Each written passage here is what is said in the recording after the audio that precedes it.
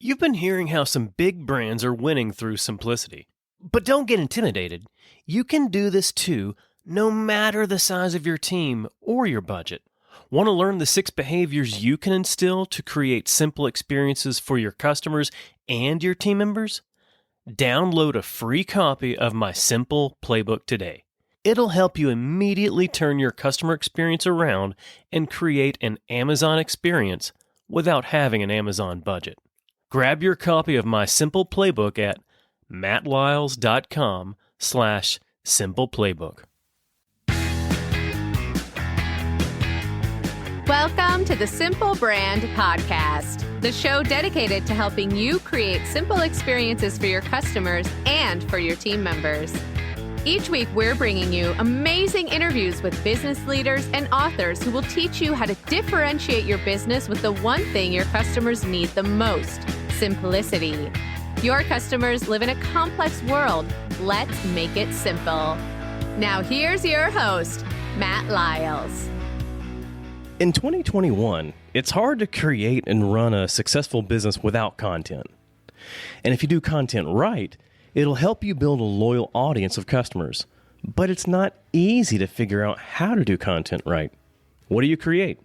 Who should you create it for? Where should you distribute it? 1 or 2 places or everywhere? How can you make sure you're doing it correctly instead of wasting your time and resources? It's almost like you need a guidebook to help you figure it all out. And that's why I'm excited to talk with Joe Pulizzi this week. Joe's the founder of Content Marketing Institute and The Tilt. He's the co-host of the This Old Marketing podcast, and he's the best-selling author of a number of books, including Content Inc., which is having its 2nd edition released this week. The best way to reach and serve your customers today is through content. But you can't just throw out a bunch of content everywhere. You need a plan.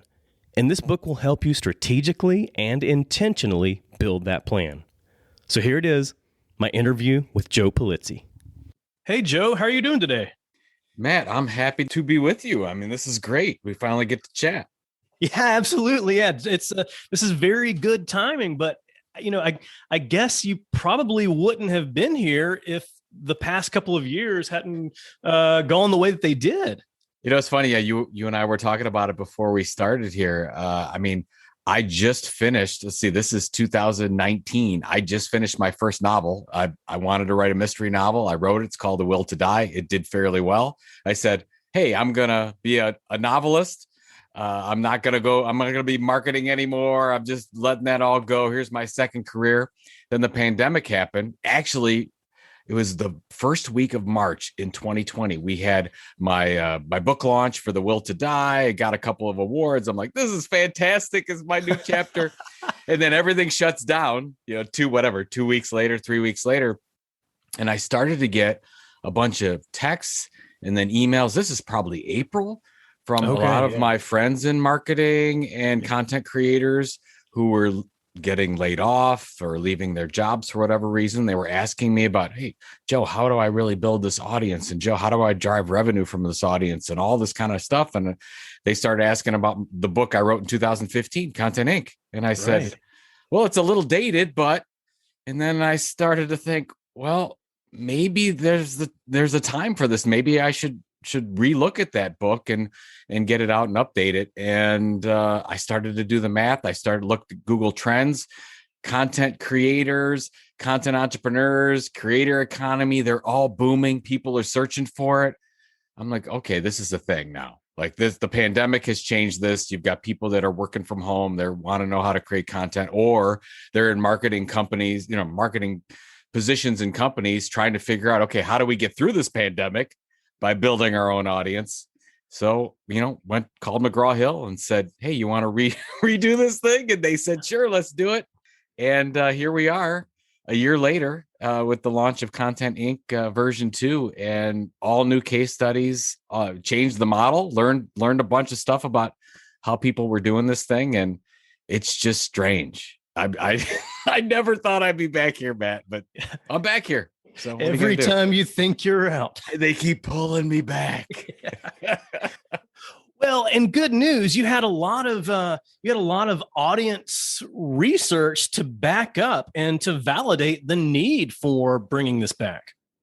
Well, of course. I mean, it's the thing about creating. I mean, I've created, let's see, launched 4 companies, 3 different audiences to do this thing. And you want to do the upfront research, because if you launch in any kind of content first initiative into a particular audience, you have to figure out, okay, am I going to waste my time?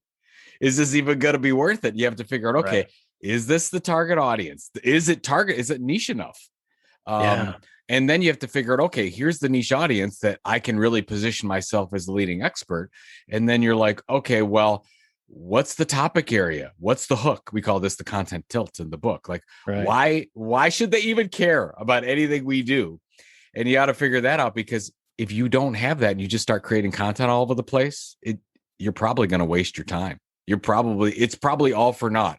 So if you don't do that strategy work up front, which of course we did when we launched Content Marketing Institute, we did when we launched the Tilt here a few months ago, did it with the book.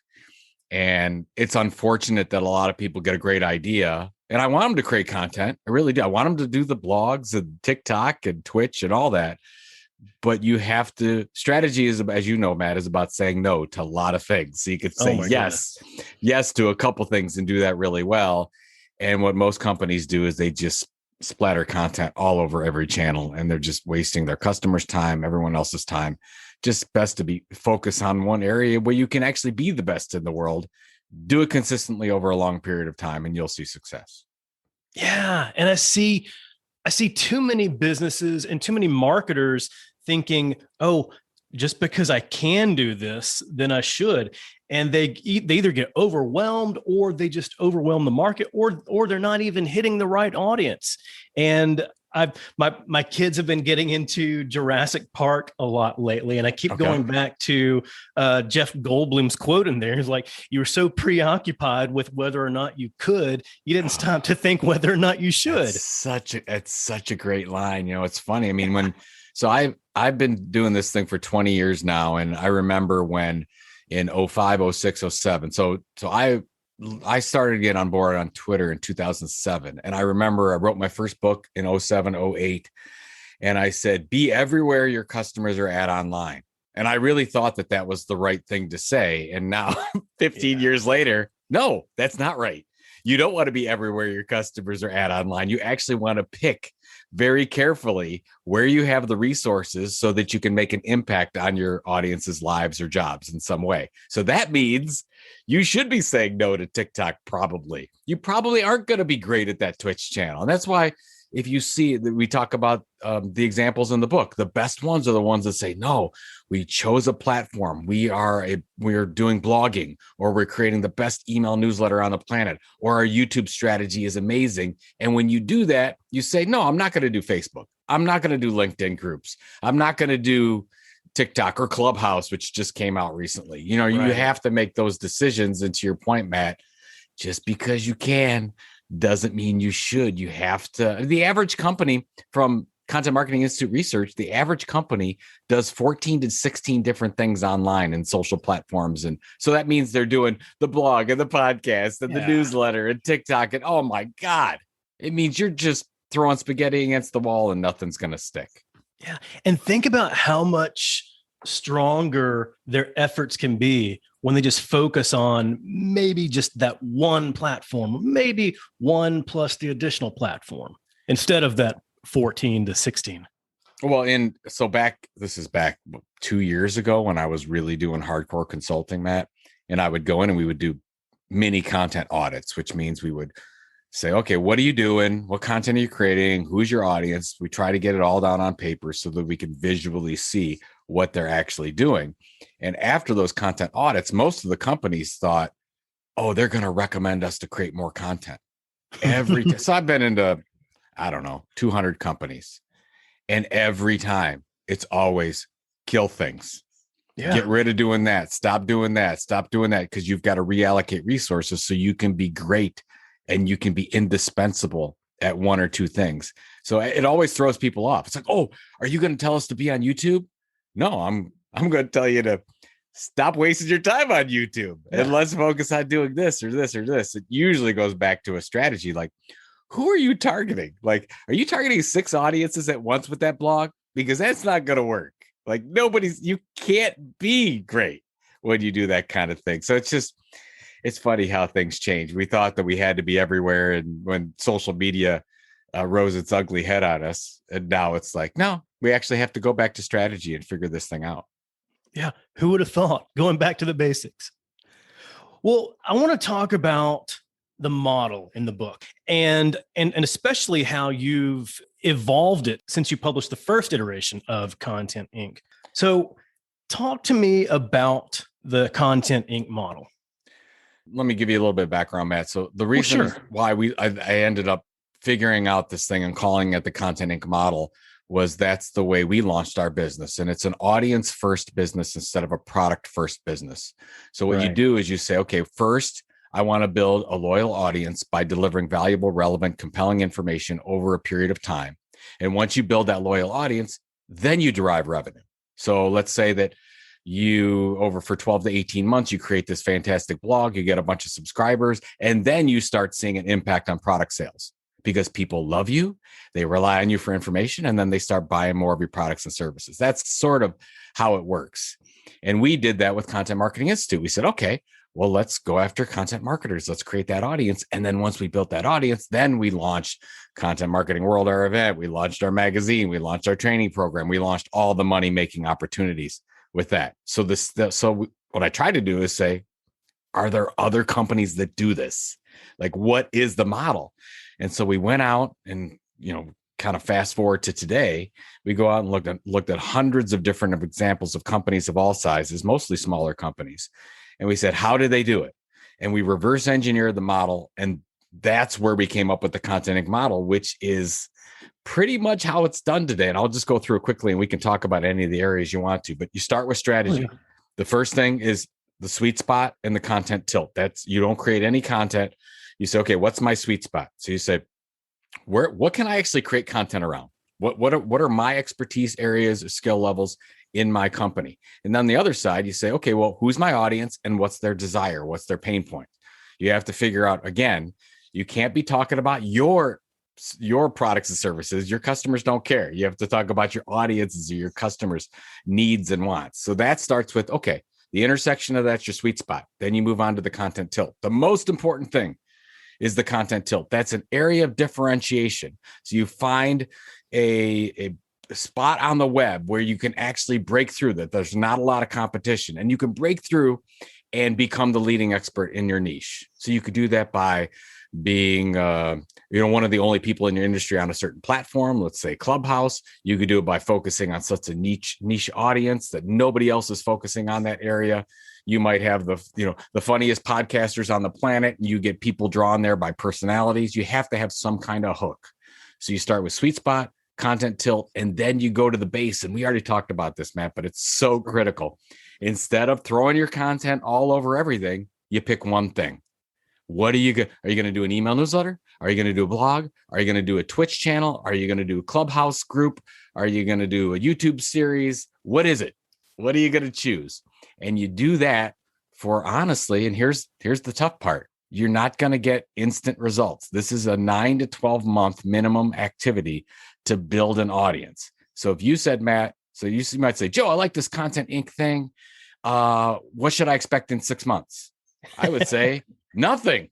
Right. Nothing is going to happen in 6 months because it takes a time to build a loyal audience. Now, remember, this is not advertising. You're building an asset for your business over a long period of time. If you build a loyal audience, you can monetize that audience in 10 different ways, but you have to build the audience first. So sweet spot, content tilt. The third one is the base. You pick your platform. Then you spend some time building an audience. And that means that if you have social channels that you choose like Facebook, you want to make sure over time you move those to email because we don't control our social channels. We have more control over things like email and membership sites and podcasts even. So we want to focus there. We're building audience and then we drive into the revenue field. And I don't have to go through all of them, but there's 10 different ways to drive revenue. Some people build a loyal audience and they launch new products or they get sales of existing products or they launch new services or like, one of my favorite examples, John Deere's The Furrow Magazine. They created The Furrow Magazine 100 years ago to do what? to sell more John Deere equipment to current John Deere people. There you go. That's why they've been doing it for 100 years. So that, anyways, revenue, all kinds of ways to do it. Then once we get to that point, then we can diversify into other areas. Then you might say, okay, I've got a blog. Now I'm going to launch a podcast and I'm going to release a book. That we do that after we've built what we call a minimum viable audience. And then once you get there, then you go big. Then you really start looking like the Red Bull media houses of the world, or the Aero Electronics of the world, where, Aero Electronics, they are an electronics distribution company, Fortune 120 company, and they are also the largest media company in the B2B electronic space with 3 million opt-in engineers that engage in their websites and their email newsletters and everything, but they're not a media company. They sell electronic equipment. So that's where we see that. And the model goes through the whole thing from start to finish. Takes, if you wonder how long it takes to get from zero to a Red Bull media house, it takes about 5 to 7 years. Oh my goodness. But if you're saying how long does it take to get to revenue, significant revenue you can see in 12 to 18 months. So that's kind of where you're at. Yeah, 12 to 18 months. And so you go back to that question of what can I expect within 6 months? I think you can expect to start questioning yourself to see, is this really working? I don't know yet. Yeah, and you don't. But you'll see, like I'm sure you did when you launched your podcast, and I did when I launched mine or my newsletter. The first couple of months, you're like, you're just figuring out, okay, what are the pain points of my customers? What is the right frequency to send out the podcast? What makes the most sense? How do I start the podcast, and where do I put the hook in there, and how do I answer feedback from listeners, and all those types of things. That takes 6 to 9 months just to figure that out. Then when you get to 12 to 18, you really start to say, oh, now the qualitative and the quantitative starts coming in. You actually start getting email subscribers. If you don't have an email newsletter, you start getting people to really share your content on social media sites. Yeah. And that's where you're besides like, okay. Just my mom. Yeah, exactly. Well, that was it. When I launched my blog in 2007, my mom was the only one that read my blog, and she didn't understand what I was saying. It's like, but at least I had one reader. But then, let's say it's April 2007, I started my blog. 22 months later, we knew we had something significant. 12 months after that, we were the fastest growing company in our area, according to Inc. magazine. So these things can happen, and they have. So once you reach that minimum viable audience, things go through the roof really, really quickly. But as you said, Matt, most people die off at 6 to 9 months. They're like, I don't want to do it. It's too hard. Why am I not talking about my products and services so much? And so you have to make sure that everyone's on board, that this is a long-term initiative. But then when you do, year 2, 3, 4, 5, you become the most innovative, the fastest growing, the most amazing in your industry. We've seen it time and time again, but you have to get through the first 12 months. And it can be really hard during that first few months, the first year, for a number of people, especially if they think that they should go to a particular platform or particular content channel. And one of the things that I talk to people about that are focusing on their content, especially during this first year, is if nobody is reading it right now, in these first few months, you're passionate about writing this, you're passionate about recording this podcast. If you only have just 1 or 2 audience members, would you still have the passion for doing this? Would you still be doing this? And if the answer is no, well, then you know that they're going to bow out pretty quickly. Yeah, you know what really works is if I had to make a recommendation to somebody starting off or somebody pivoting, I would say spend the first month or 2 just to figure out your story. Do you have it right? We talked about that, like what makes the most sense. Then don't put 100% of your time in content creation. You need to spend a good chunk on marketing and promotion.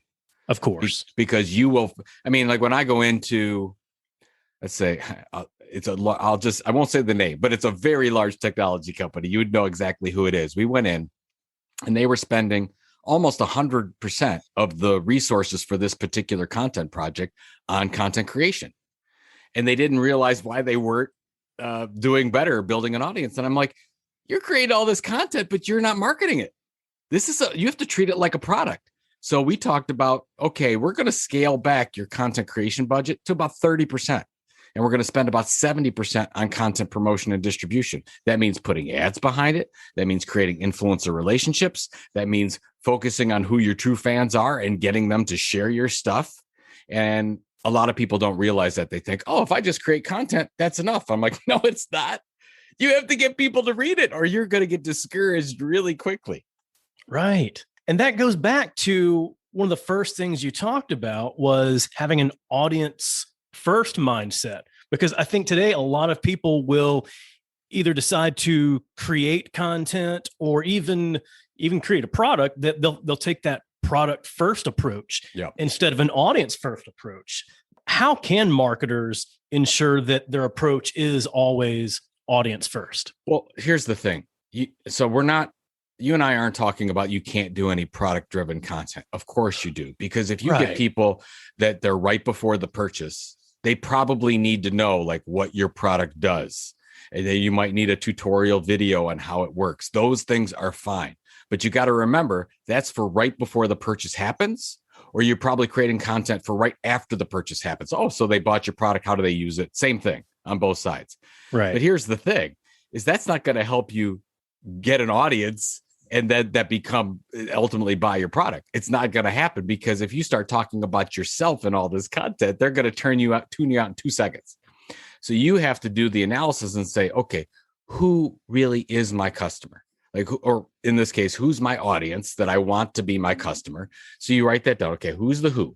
And you want to be very specific. So instead of, let's say you target plant managers. Well, plant managers, that's very broad. Maybe it should be plant managers who work at companies of more than 10,000 people who outsource their IT to India and China. Now, that's a very specific group of people that you can be the leading expert. So you want to focus on really who's the who, and then figure out, okay, now what am I going to deliver based on that who's pain points and what keeps them up at night? And then what you want to do is every piece of content you create, whether it's a blog post or podcast, you want to write a little thing called outcome or audience outcome. So you say, okay, I'm going to write this article. What's in it for the audience? Like, how are you trying to help them get a better job or live a better life? Because most of the content that companies create is all about driving product or service sales. And that never works. Again, the sale has to happen after you build the audience. And unfortunately, Matt, I mean, this is just the truth. 95% of corporate content out there is terrible. It's just a waste of time. Just stop cluttering everything up. Like, just focus on being great at this one thing and focus on the needs of the audience over yourself. So if you're selfless like that with your content creation, you will then drive sales later. So it is a pay it forward type of thing, but you have to create the content, build the audience first. You do, but you mentioned a really great thing about being able to really define and really hone down, niche down your audience. Too many marketers, too many business leaders will say, well, my audience is everybody, but you can't be all things to all people, or you'll end up just being noise in the marketplace. Well, that gets me when people say the stuff I'm creating is for everyone. Listen to this.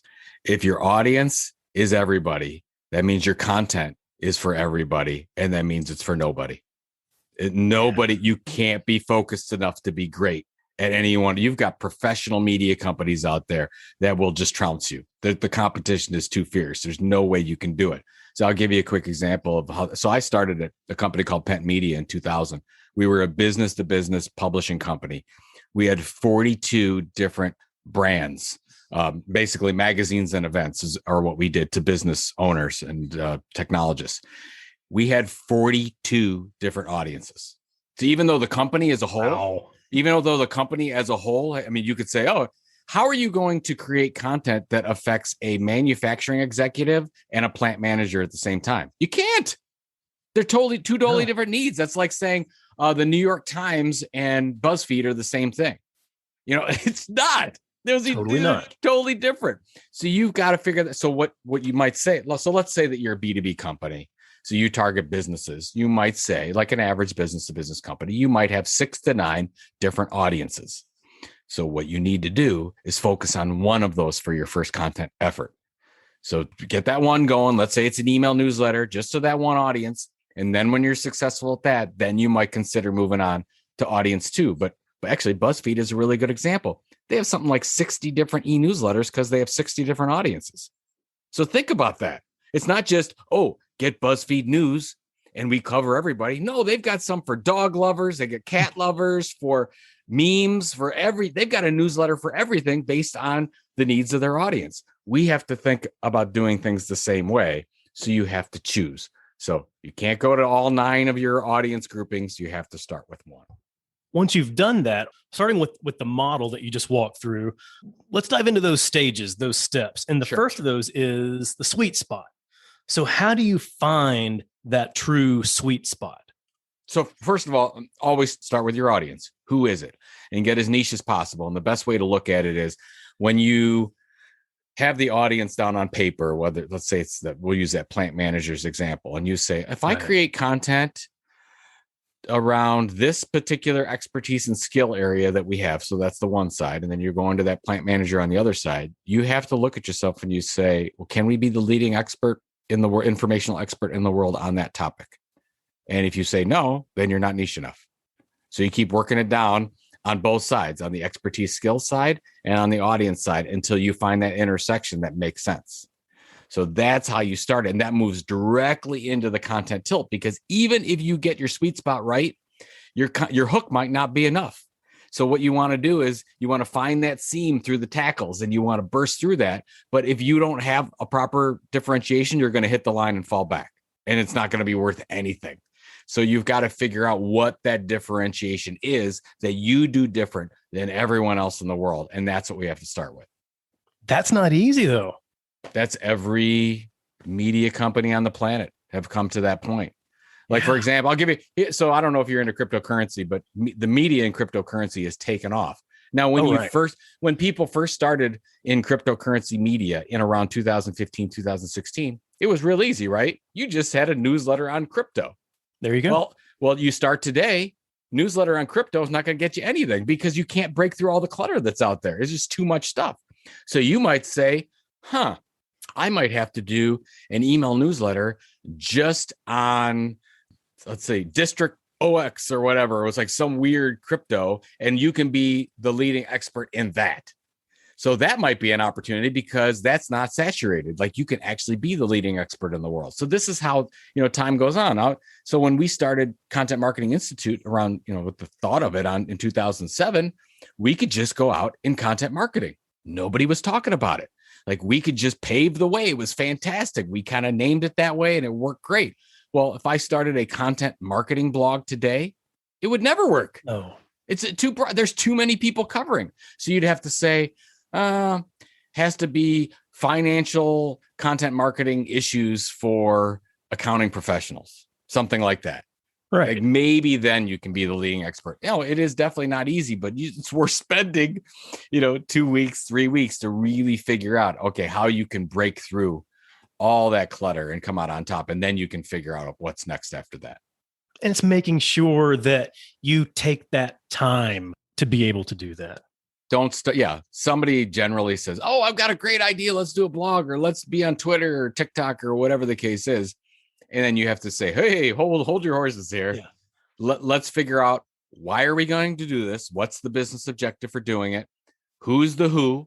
What are we going to send to the who? How are we going to send to the who? And then you kind of figure out the rest of the way. But that's, that takes a good couple months in a company to really figure it out. And then you've got to make sure that the executives who hold the budgetary purse strings in your company are behind it, because if they're not, it's going to get killed. And most content marketing programs get killed, not because of lack of results. It's because somebody in the organization doesn't understand what you're doing. They're going to say, hey, you're creating all this content. None of it's about our products and services. I don't like that. Let's go do something else. Right. No. You have to say, no, this is how we build an audience. It can't be about us. Or we've had 2 quarters worth of this. I'm not seeing any results yet. Let's move on.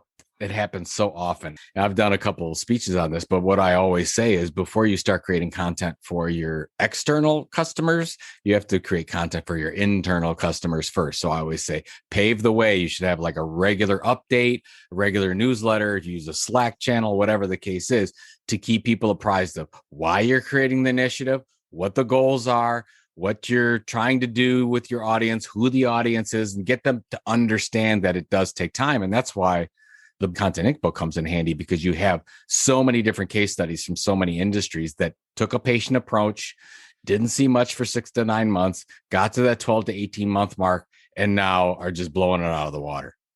And with that internal audience approach, is that more towards the stakeholders who have that decision-making authority to make sure that they're on board and remain committed?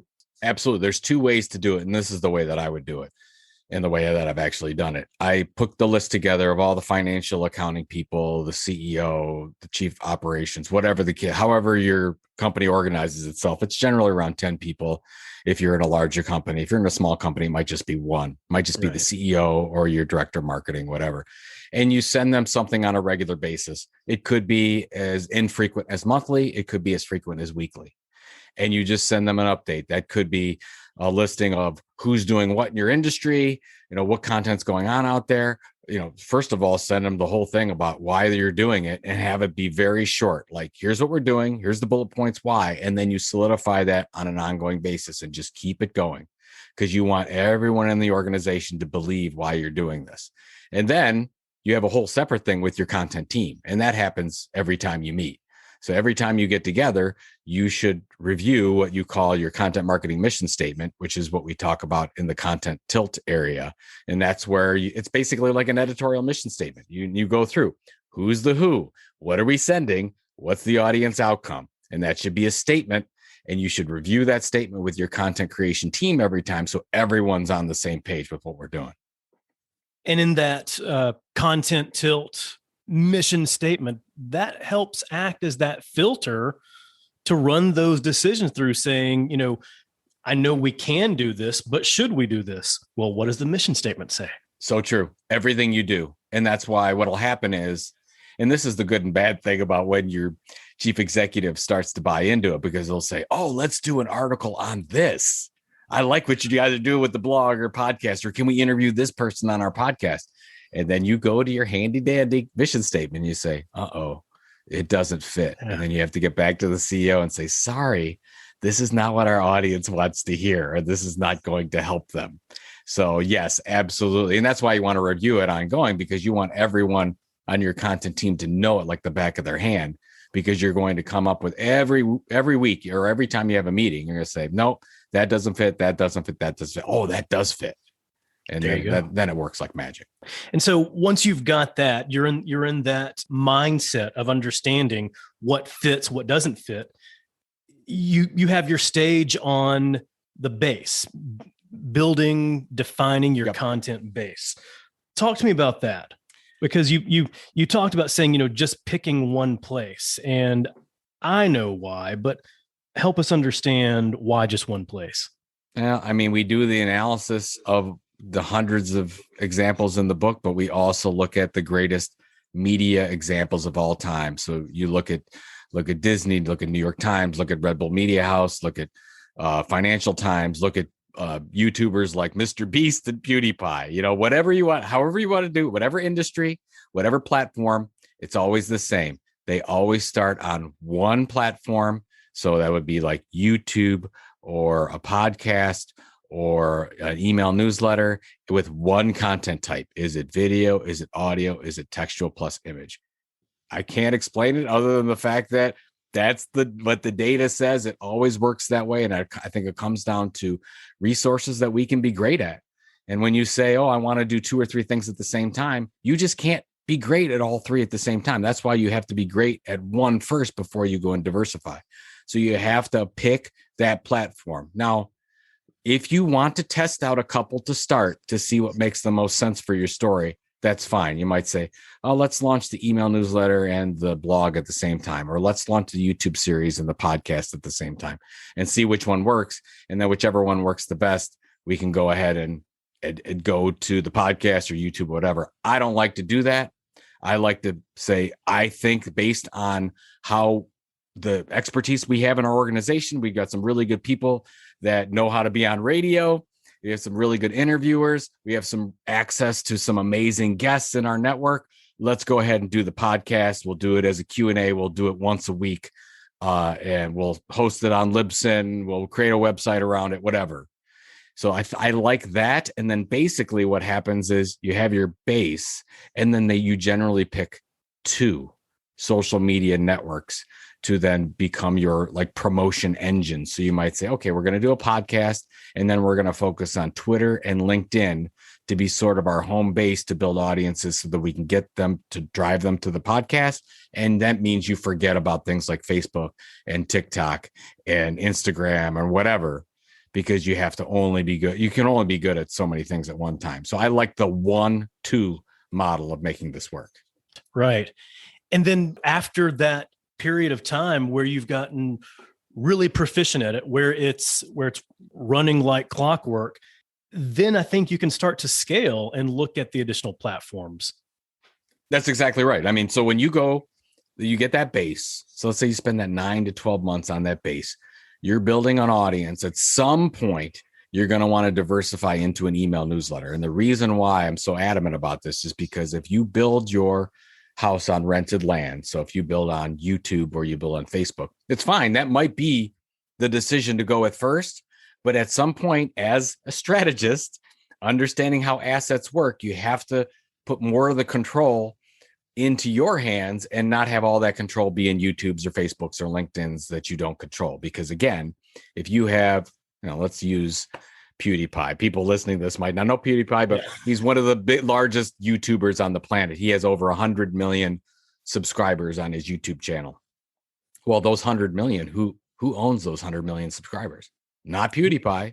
That's right. YouTube does. YouTube can say, okay, this is how you're going to make revenue if you want to do advertising PewDiePie, and this is how you're going to get access, and we will only show your content to these people and not these people. And by the way, that's that's Google's prerogative. They can do whatever they want, but that doesn't mean that you have to be saddled with that. So you want to make sure that you have some kind of email or membership component. So you go with, I got the base as my platform. I'm building audience. I'm making sure that I move that audience over time from social media to some kind of email control, subscriber control. Now I'm starting to get into driving some revenue, some opportunities. And now I'm also looking at, okay, now I'm going to diversify. I'm going to say, okay, I've got my podcast. Let's launch an event. I've got my podcast. Let's launch an event and a book series. Let's launch a webinar. So now you're really looking like a diversified media platform, but you can't do that until you build the core audience. But then when you build the core audience, that's when it really gets exciting and you can diversify into many, many different channels. For the most part, from what I've seen, it starts to really grow exponentially from there. Again, because I just went through it at Content Marketing Institute, which we sold in 2016. We just started with the blog. We did the blog for 22 months. That's all we did. Then we launched research and a pretty robust email newsletter platform. Then we just did that for a while. Then we launched Chief Content Officer, a print magazine, believe it or not. Then we launched an annual large scale event series. Then 2 years after that, we launched a podcast, and then on and on and on and on. And now there's like 20 different things. Membership program, training program, those are all added later. And then you look at it and you're like, wow, this is like a media company. And you're like, yeah. That's the thing. Everyone's a media company. It just depends on whether or not you look at it that way. And you can drive revenue 10 different ways. And, it's funny that you're seeing organizations, we talk about this in the book, like Cleveland Clinic, large hospital network and, started in Cleveland, but all over the place now. They now fund their entire content marketing division with direct revenue, with sponsorships, with events, with premium content, with content syndication. Do they drive more patient visits? And do they accomplish all the content marketing goals? Absolutely. But at the same time, they're driving direct revenue to pay for the entire thing. So is Cleveland Clinic a media company or a hospital? They're both. They're both now. Yeah. They're both. Yeah. And to talk about these types of stories where you start with the one platform, and then after success, you're able to add more and more, and usually a bit more quickly or exponentially.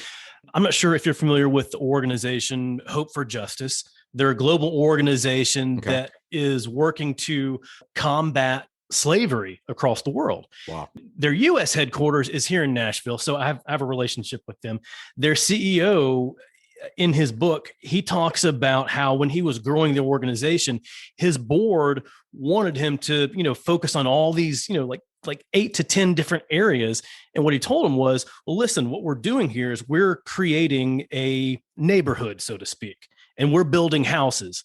It's going to be a lot easier for us to build one house first and build one house at a time. Once we get that first house built, then the second house can actually be done a bit more quickly. And then the other houses can come along even more quickly after that. And to me, like that just really opened up my mind on how to focus on your business one thing at a time. I love that example because that's so true. It's funny because as I said, I'm starting my fourth company now, The Tilt, which is a newsletter for content creators. Yeah. And I'm so anxious to launch 10 things. Everyone wants to do it, right? You're like, oh, this is the new business. I want to do everything at one time. But no, for the first year, all we're doing is an e-newsletter.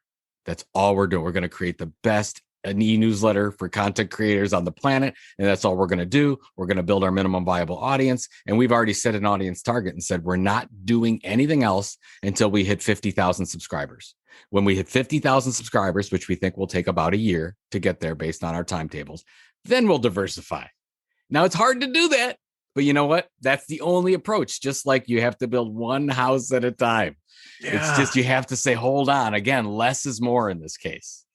And it's having a lot of trust in the process too, knowing that, hey, whatever great idea I have right now for the next thing, let's table it until we have met that goal, whether it's an audience number goal or a time period goal. And then you can add the next thing. And then the next thing after that. What you just said is perfect. And it's a good way to do it when we call this, Brian Clark from Copyblogger calls this the minimum viable audience. And so what helps is to say, let's say that you're a business to business company and you're launching an email newsletter. You might look at it. And again, it's a little bit qualitative, a little bit quantitative, but you say, what's a minimum viable audience for us? And you might say, we're not going to do anything until we get 5,000 opt-in email subscribers to our newsletter. And you might say that sounds right because we've got 150 right now. Okay, if we keep doing what we're doing and we promote it right, we can get to 5,000 in 9 to 12 months, whatever. And then everyone's only focused on the audience number. That's all we care about. We're not going to drive revenue at this point. We're not doing anything else. We're just going to get to that number. And then when you get to that number, you can allow yourself to look at that list that you had when people had crazy ideas and want to do everything else. Then you can look at that crazy idea thing and say, okay, we hit our minimum viable audience number. Now we can decide, do we want to just stay the course? Do we want to drive revenue opportunities or do we want to diversify? There you go. And you've gotten to that point where you can make those decisions. But I also think that along the way, if you're defining that minimum viable audience, you need to make sure that you're attracting the right audience and not just, getting 5,000 email opt-ins of everyone. Oh, absolutely right. I mean, and you'll know that. So let's go back to the email example. So if you might have 5,000 subscribers, but if you have a 5% open rate on your email newsletters, you don't have 5,000 subscribers. You have something else. If you launch an activity like this, by the way, I mean, a lot of people do email blasts, which I hate that term blast, but they do them and they'll get a, 1 to 2% open rate and they think that's amazing. Well, if you do an initiative like this, like a Content Inc. initiative, you probably are looking at minimum 20% open rate. You would like to see higher than that. I mean, Ann Hanley's newsletter, which we talk about in the book, she gets about 50% open rate on hers because everybody loves that newsletter. I know. And that's what you want. You want somebody to look forward to your content. And if your content wasn't there, they would be sad. That's what we want to do. Yeah. If you were to go away today, would your audience care? Would they miss you?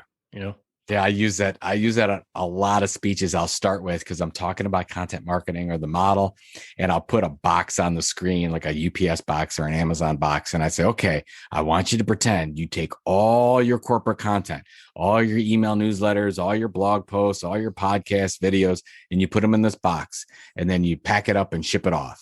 And I ask, did anyone notice? And the honest answer is probably not.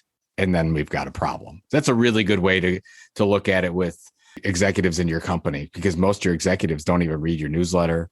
They don't watch your videos. They don't look at your social media. Like, they don't care. Like, we need to make sure that they know, like, it's not activity. Nobody gets paid for activity. You can't do check the box anymore. We have to be better. Yeah. And then so let's say you get all the way to that point. You've gone through the diversify stage. You get to that next stage, sell or go big. Walk me through that. How can you make intentional decisions around that? Sure. So I put sell or go big purposely because if an entrepreneur reads this that started a Content Inc. business, they might sell like my wife and I did in 2016, and we sold for a heck of a lot of money. So that they might just decide to do that. Or if you work for a business and you have a Content Inc. initiative as part of your marketing, that's when you really look to go big. So, and I want you to think really big. Like if you look at Red Bull, what's more valuable? Red Bull, the energy drink company, or Red Bull Media House? And you know what? It's a tough discussion. It's close. Yeah, Red Bull Media House is worth a ton of money and they drive a ton of revenues, entertainment contracts, video syndication. I mean, they are like a professional media company and a lot of people don't realize that. So you want to get to that go big. And we talk about a lot of things in the 2 chapters on it, but the big opportunity right now is acquisition. And this is happening like crazy. So if you're familiar with marketing automation company HubSpot, they just purchased The Hustle, which is an email newsletter sent to over 1 million smaller businesses and startups. Right. So The Hustle, HubSpot paid 6% of their annual sales and marketing budget to purchase The Hustle. It was a $27 million deal. Pretty big deal, right? But nothing for $1 billion company like HubSpot. We're seeing deals done right now. They're not all $1 million deals. Some of them are 5 figures.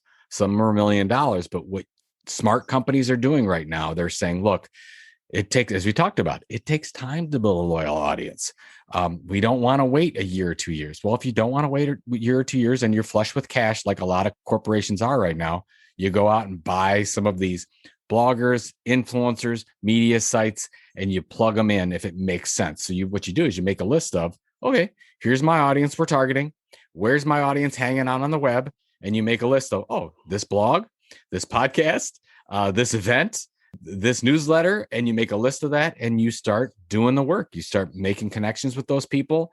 And I've got my list just like everyone else does. And I just purchased a company a couple months ago. Same thing, bolted it on to what we were already doing. You're seeing it happen all the time. And I think smart enterprises are doing this now. And it's like a land grab, Matt. I mean, I've never seen anything like it. We're seeing, maybe because there's so much corporate cash out there that was unexpected. We didn't think this was going to happen, but this is absolutely happening. And that's part of really, really going big is look to buy first before you create. It'll be interesting to see with these acquisitions where the quality of the content goes and where the quality and I guess maybe either depending on the media, any inherent bias in that content. You can't mess it up.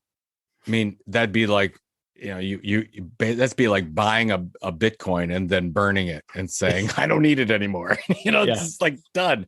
No, we want to make sure we take care of that. So if you have aspirations to buy a small blog or a media property, and then you're going to talk all about your products and services, please don't do it because that audience will turn on you in a hurry that you've just ruined everything. So what you want to do up front is to figure out what makes sense and how are we going to drive revenue from this without alienating the audience. You have to have that conversation up front. And of course, the owner or the creator of the one that you're going to purchase is going to probably have a large say in this. So make sure you talk to them about what makes the most sense because they want an exit or they want to join your team. That's great, but let's make it a win-win for everybody. And it's possible that their personal brand will still be tied to that content, to that media. So they want to make sure that their name still stays intact. Yeah, when we sold Content Marketing Institute to a company called UBM, now Informa, we worked with them very closely to make sure because I was, the host at all the events. I was very, very active everywhere in the industry, and they wanted to make sure that we didn't destroy things. So I made sure, okay, I'm going to stay on for 2 years. After that, I'm going to make sure I go to the event and I'm active in your webinars and do things like that, which I'm happy to do. But we have to make sure you set those guidelines up front. and make sure that owner stays a part of it. Now, sometimes it doesn't work out, but most of the time the owner or the key influencer in this case is more than happy to create something that's going to work. All right. So we're coming out of the pandemic. Hopefully we're starting to come out of there, but are there any aspects, any changes in content marketing that have been accelerated over the past year due to the pandemic? No, it's just more opportunity and more clutter. I mean, that's really what we're seeing. So we've seen seen more, almost like a 5-year jump in content consumption. I mean, you saw what happened with platforms like TikTok and platforms like Clubhouse. I mean, they go from 0 to amazing in a very short period of time where, remember when YouTube had its first video that had 1 million downloads and now you get 1 billion downloads in a day. I mean, these are the things that we're starting to see. This is the change. The reason why there's still an opportunity here is you have all these different groups of audiences, but you still have so many companies that are doing it wrong. So I swear this is still, I think it's true. Like 95%, 97% of companies don't know what they're doing with this and they don't know this model. So you people listening to this have an advantage because you can't just throw out content everywhere. It's not going to work. So while every one of your competitors are just throwing out content every which way and not focusing on how to be indispensable for one audience, you're going to do that. And by the way, that audience is always available right now. And there's no middle person involved. There's no middle layer. You can go directly to that audience, either through a network or through your e-newsletter or whatever the case is. And it is as inexpensive as it's ever been before. You have to do the work. But the thing is, anybody can do this with, as we talked about, patience and grit. If you do patience, grit, focus, anybody can do it. There you go. If you follow the model, if you stick with it, and have that patience and grit, then you can stand out from everybody else that's doing it wrong. Everybody gives up too early. It's generally around 4 to 6 months, Matt. It's depressing. Yeah. They put all this work into it up front, and then they just don't see the payoff in 3 to 4 months. And I'm like, who gave you these expectations that this was going to happen too soon? I swear I've been in some of these big companies. They do content marketing campaigns, which by the way is not a thing. Content marketing campaign means you stop it at some point. They say, we're going to do this 9-month campaign. And I'm like, please stop. Just go buy advertising. Yeah. Stop. You can't create a loyal audience in 9 months. It just doesn't happen. That's not how it works. It's not how it works. But they don't get it because they really think it's like advertising. It's like, if I just push this out enough, and I just do enough of this activity, it'll work. I'm like, no, it doesn't. It absolutely doesn't work. All right. We've learned a lot, but I want to understand a little bit more about your perspective on Content Inc. So if you were to create a 5-song soundtrack for Content Inc., what songs would you include? Oh, see, this is the best part of your podcast, man. Okay. So you'll find out a little bit about my personality as I give you this list of 5 songs here. So here's the list. The first is My Shot from the Hamilton soundtrack. I'm a big Lin-Manuel Miranda fan. So My Shot, because you got to take your shot. Oh yeah. I saw the Hamilton poster in the background in your office. Oh, that's right. Yeah. I was lucky enough to see Hamilton on Broadway before Lin-Manuel stepped down. Wow. Alexander Hamilton. So it was unbelievable. So great musical. If you haven't seen it, of course, it's on Disney Plus right now. So My Shot on the Hamilton soundtrack. That's one. The second one is Can't Stop from the Red Hot Chili Peppers. It's the same thing we're talking about. Yeah. You cannot stop. So that's the second one. The third one, Virtual Insanity from Jamiroquai, because you got to be a little bit crazy to make this thing happen. The fourth one is Rockstar from Post Malone, because if you can make it that 12 to 18 months, you are going to be the rock star for your industry. And the fifth one, finally, you can't leave out Beastie Boys, Intergalactic, because that is just an amazing song. And while you're celebrating and you've created this content empire, you can play a little Beastie Boys in the background. That is one of my get pumped up songs right there. Oh, it's so good. I mean, it's just, but you gotta have a little crazy when you're doing this, because it takes so much patience. For so long, you have to have this ego that we're going to make it. But again, if you do the work and you follow the process, you will absolutely make it. Oh yeah, and you just to stay on Beastie Boys for a moment, like I had an epiphany some months ago. It was like, as content marketers, they really took an audience first approach, but they also had a lot of emotional intelligence in their lyrics, because in about 60% of their songs, they reintroduced themselves to their audience by name. Isn't that something? Always. And that's where hip hop really gets it right, because they really do make it personal. And their audience loves that for that, instead of, somebody writing a song for somebody else and then that person performing it. It's very, very different. Hip hop lyrics are very personal. And that's what, that's why it's probably the most popular genre going on right now. Yeah, there you go. Yeah. Well, Joe, thank you so much. This has been really eye-opening, insightful. We've learned a lot from you today, but where can people go to learn more? Absolutely. Of course, we just launched the new version of Content Inc. I hope everyone picks up a copy. Go to content-inc.com for the landing page, or you can go to Amazon or Barnes & Noble or wherever else you want to go for that. The new business that we started is called The Tilt. Go to thetilt.com. It's a 2-time-a-week e-newsletter specifically for the things that we've talked about on this podcast. And if you want to get a regular update, do that. And then the last thing is, my wife and I founded an organization called Orange Effect. Orange Effect Foundation delivers speech therapy grants to kids who can't afford them. We've got 250 kids in 35 states now that we support. It's sort of our passion. So if you are speech therapy is an important issue for you in getting speech therapy to kids who need it, it's theorangeeffect.org. That is some amazing work. And am I correct that that's the type of therapy that's still not necessarily covered by insurance? Well, that's the issue. And this is the thing, like my son went through aggressive speech therapy. He's doing wonderful now. He's 19 years old. He's going to be a sophomore in college.